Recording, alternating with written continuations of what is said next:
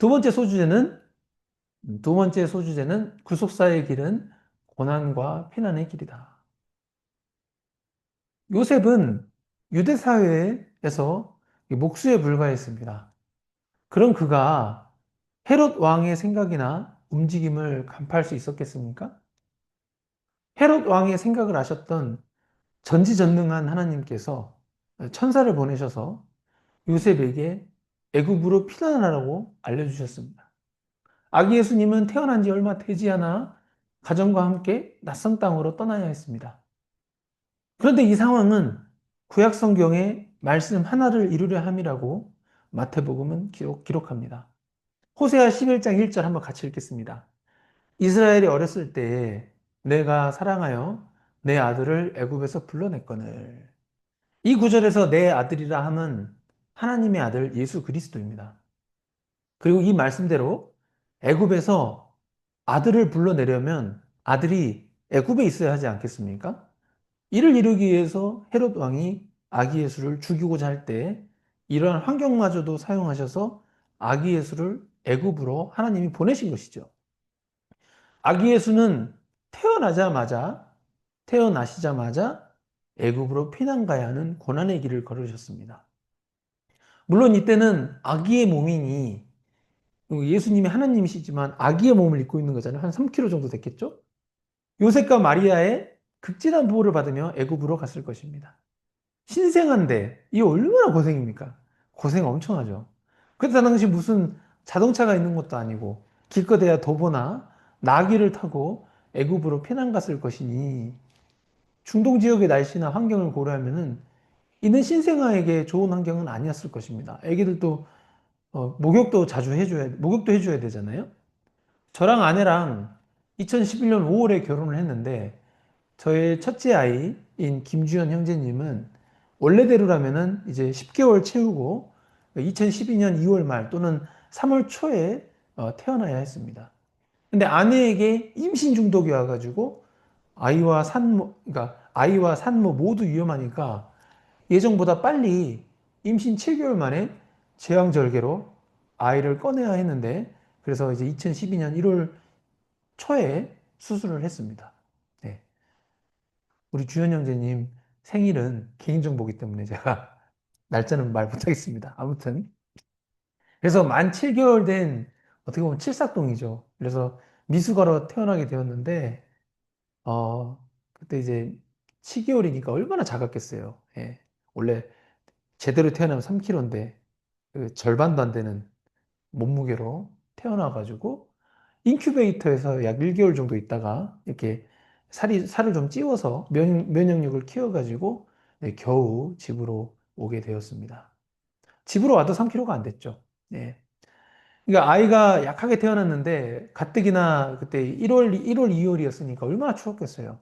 또 그때 서울에 살았는데 그래서 추운 겨울이었기 때문에 이 아기가 감기가 걸리지 않도록 집 온도나 습도 이런 것들을 되게 신경을 많이 써야 했습니다. 저보다는 좀 직장 일하러 가야 되니까 뭐 사모가 제 아내가 아이를 돌보느라 고생이 많았죠. 미숙아로 태어나서 아기가 많이 예민한 상태였고 밤에 잠을 잘 못 자고 우는 것이 다반사였습니다. 그러니까 잠을 잘 못 잤어요, 가족이.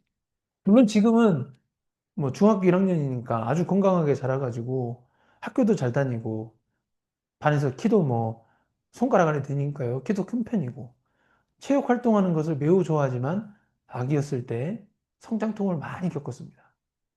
예. 이처럼 한 아기를 기르는 것은 굉장히 손이 많이 가고 아기에게 좋은 환경을 제공해야 하는 부모의 노력과 마음과 손길이 가야 하는데 이 아기의 수는 어땠습니까? 태어나자마자 말 구유에 누우셨습니다. 예. 아기 침대가 아니고 따뜻한 이불도 아니고 말 구유예요. 말 구유. 뭐 나무 통으로 잘라가지고 말이 밥 먹는 그 지푸라기 놓는 그런 거였겠죠. 냄새도 났겠죠. 그리고 얼마 되지 않아서 애굽으로 피난을 가셨어요. 왕인데 왕 중의 왕인데 피난 가는데 그 주변 환경이 예수 그리스도에게 그렇게 아기 예수에게 좋지는 않았을 것입니다. 애굽으로 피난 가는 그 자체가 이 한국에서 태어난 아이들과는 이 비교가 될 수 없는 척박한 환경에서 아기 예수가 자랐다는 것을 보여줍니다. 고난이죠. 예. 그리고 요셉이 목수여도 애굽은 새로운 땅 아닙니까? 제가 의정부 살다가 용인으로 작년 3월에 이사 왔는데 이 용인 적응하는 것도 몇 달 걸렸는데 같은 나라에서. 근데 애굽은 다른 나라잖아요. 새로운 환경에 적응해야 하는 요셉의 가정을 상상했을 때 아기 예수는 태어나자마자 고난이 가득한 환경에 처하게 되었던 것입니다. 한편 헤롯 왕이 동방 박사들에게 속은 줄 알고 심히 노하여 베들레헴의 2살 이하 사내 아이들을 모두 학살한 사건은 예레미야 31장 15절에 예언된 라헬의 울음으로 연결됩니다. 한번 같이 읽겠습니다. 여호와께서 이와 같이 말씀하시니라. 라마에서 슬퍼하며 통곡하는 소리가 들리니 라헬이 그 자식 때문에 애곡하는 것이라. 그가 자식이 없어져서 위로받기를 거절하는도다. 결국 예레미야 31장 15절의 예언대로 또 이루어졌습니다. 인간적으로 봤을 때는 참 마음 아픈 사건이죠. 예. 이처럼 세상의 죄와 악은 예수 그리스도를 통한 구속사의 흐름을 방해하려고 했지만 예수 그리스도를 통하여 자기 백성을 구원하시고자 하시는 하나님의 계획, 하나님의 섭리는 변하지 않으셨습니다. 마태복음 2장에서는 구약의 예언들이 성취되고 있음을 마태복음 1장부터 계속 연결되고 있죠. 그래서 구원의 예언들이 성취되고 있음을 계속해서 언급함으로써 예수 그리스도가 하나님의 뜻을 온전히 이루시는 분이라는 점을 보여줍니다. 우리가 이 부분에서 얻을 수 있는 중요한 교훈은 우리가 예수 그리스도를 믿어 하나님의 자녀가 된다고 할 때 우리의 인생길 또한 평탄한 길 또는 안전한 길, 행복이 가득한 길만 가는 것은 단연코 아니라는 것입니다. 여러분이 참된 제자, 그리스도의 제자라면은 어, 좀 미안한 말이지만 고난이 더 많을 수가 있습니다. 사실 12사도들도 그랬잖아요. 예, 다 순교했잖아요. 예, 그죠? 요한 빼놓고는 다 순교했습니다. 소위 컴포트 존, 안전지대라고 하죠. 사람들은 어딘가 소속되어 있을 때 안정감을 느낍니다. 학생은 학교에, 직장인은 직장에, 사업가는 사업장에 있어야 안정감을 느낍니다. 컴포트 존이라고 하잖아요. 안전지대. 그런데 학생 개인이 어떤 개인 사고나 질병으로 학교를 가지 못하게 되거나 다른 친구들 막 진도 다 나가고 있는데 본인만 뭐 아파서 학교를 못 가는 거나 그럴 수 있잖아요. 또는 직장인이 하루아침에 직장을 잃거나 예, 고정적인 월급을 받아야 되는데 이제 그런 월급을 못 받게 된 상황이 됐을 때 또는 사업이 갑자기 망하게 된 경우 되게 부자로 살다가 갑자기 사업이 망해가지고 정말 처참하게 가난해지는 경우 스스로 안전지대라고 여겼던 어떤 자신만의 바운더리 이런 공간들이 어떤 내적인 공간, 마음의 공간이라고 해야 되나? 어떤 물리적인 공간과 어떤 마음 안에 있는 공간, 이런 것들이 이 바운더리가 무너지게 되면은 시련 또는 불안정이라는 감정에 쉽게 휩싸이는 것이 사람입니다. 우크라이나하고 러시아 전쟁도 마찬가지죠. 이스라엘과 이란 전쟁도 마찬가지죠.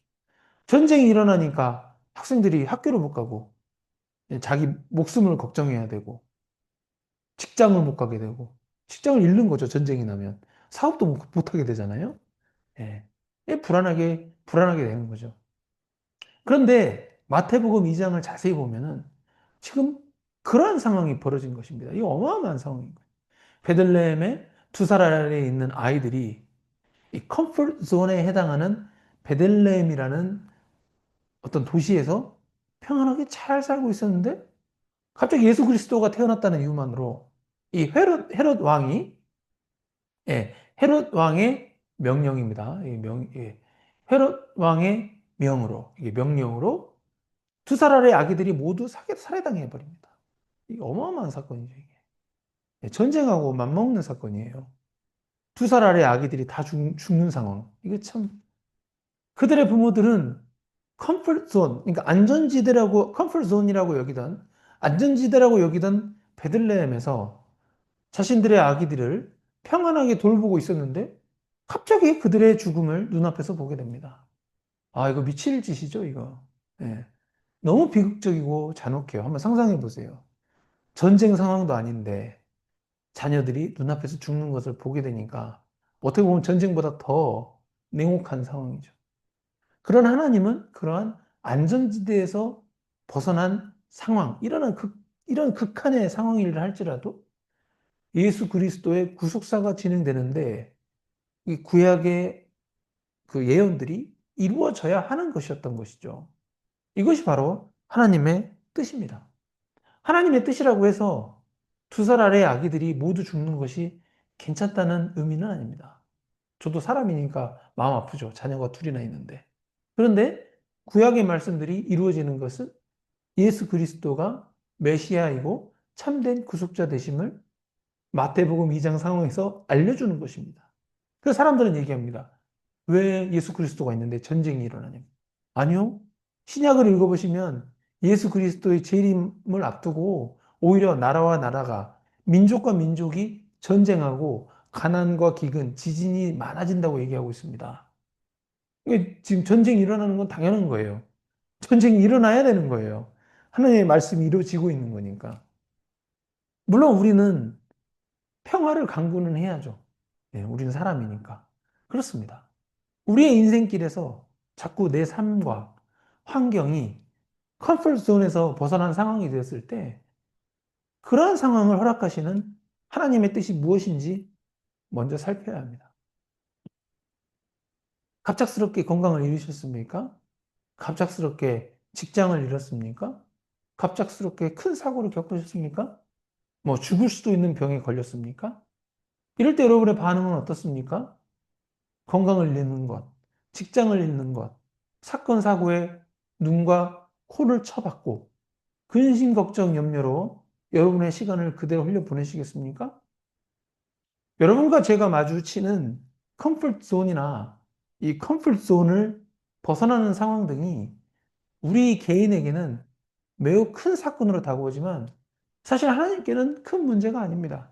왜냐하면 하나님은 우주를 창조하신 전지전능하신 분이시기 때문입니다.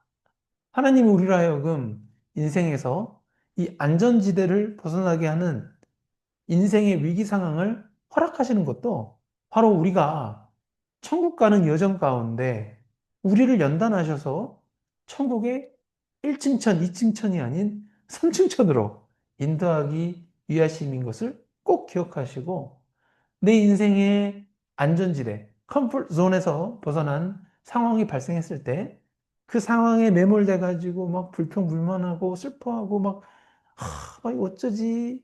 물론 인간이니까 그런 고통스러운 과정은 있을 수 있어요. 그러나 그런 그 상황을 통해서 우리로 하여금, 나로 하여금 이 상황을 통해서 하나님만 바라보게 하시는 상황으로 이끄시는구나. 예, 그리고 그 이끄심으로 인해 구원으로, 진정한 구원으로 인도하시는 하나님만 바라보는 용인 승리교회 성도님들 되시기를 예수 그리스도 이름으로 축복합니다. 아멘.